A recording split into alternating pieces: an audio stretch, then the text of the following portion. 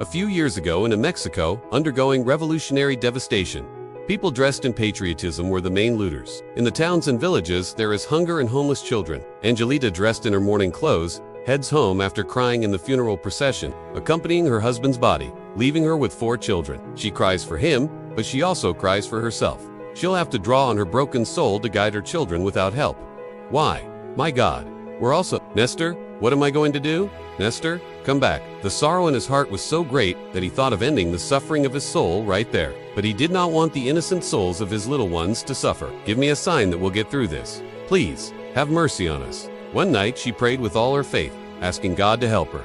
She felt so alone and helpless. He didn't want to face the devastating end. He imagined, however, the help it wouldn't be the way she would think, and she didn't want anything bad to happen to them, until she felt their breath near her ear. The wooden door opened in the middle of the night. A rusty creak could be heard, and her heart beat fast and hard at the thought of an intruder harming them. They only had some mats to sleep on near the kitchen because of the heat. He heard the heavy footsteps of boots. He covered his face with the blanket.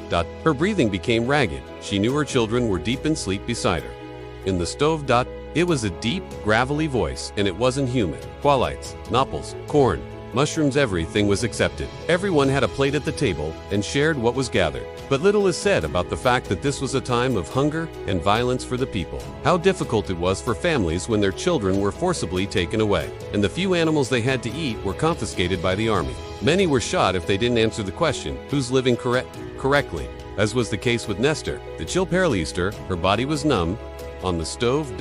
Angelita could only say, my God, and a strong wind passed by and closed the door slammed. He didn't know if this was a dream or real, but he couldn't go back to sleep because of fear. The next morning, everyone got up. The hustle and bustle of breakfast and the voices of her children comforted Angelita.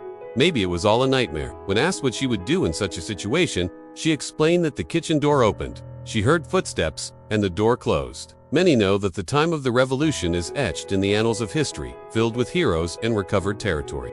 The hunger and extreme poverty of a Mexico that had its own battles. She and her children would go out into the woods in search of something to cook or hunt for a cob or a snake for food. The worry of not having anything to eat, her young children, an opportunist, had her very worried. They needed to go somewhere else. They were tiring days, full of fear of not being intimidated by someone.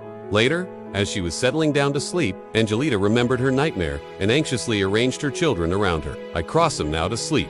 What are you looking for? She said, trembling with fear. At midnight, he heard the creak of the door, the footsteps sowing his soul, and that voice from beyond the grave. In the hearth.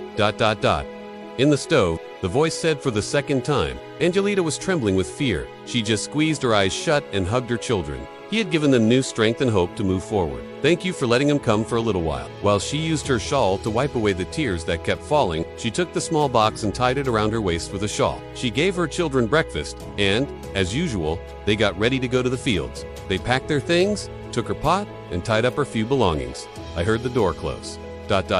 Fear took hold of her. He no longer saw the sad widow, but to the mother who has the renewed strength to move forward and raise their children to a better future. Found a metal box containing silver coins and some beautifully crafted filigree bracelets. But she kept the filigree bracelets as an inheritance for her children, so that they would remember that God and their fathers supported them from heaven. Nestor had kept them there because he knew nothing was safe for them. Several nights passed like this until he went to see the ranch's healer. What do I do? Dona Goya? He didn't reveal it in a message. A hunch prevented him from doing so. Dona Goya told him that maybe he was a lost soul, that he should ask her what she wanted.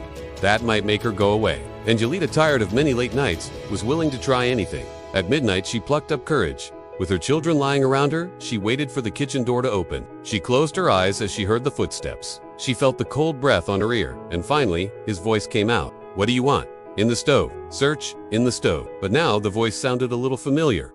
Nestor, is that you? Goodbye, doll. Angelita's tears rolled down her cheeks. Her husband had come to see them. Her grieving heart felt comforted. He got up very early, and after removing all the ashes from the hearth and among the stones, with his wife's prayers, they had given his soul permission to go and warn them and see them for the last time. Thank you, God. Thank you. I miss my husband so much. He said goodbye to his home that afternoon. They wouldn't return. Nestor had given them a new chance. You were a good husband. You looked after us until the end. May God have mercy on your soul and watch over us on the way. He crossed his children, leaving some flowers he found along with a jug of water. Let's go, kids. The eldest daughter turned around. Goodbye, Dick. They stopped by to say goodbye to Dona Goya. Go carefully. My daughter, hide." The family headed for the countryside, where they could find something to eat or hide if necessary.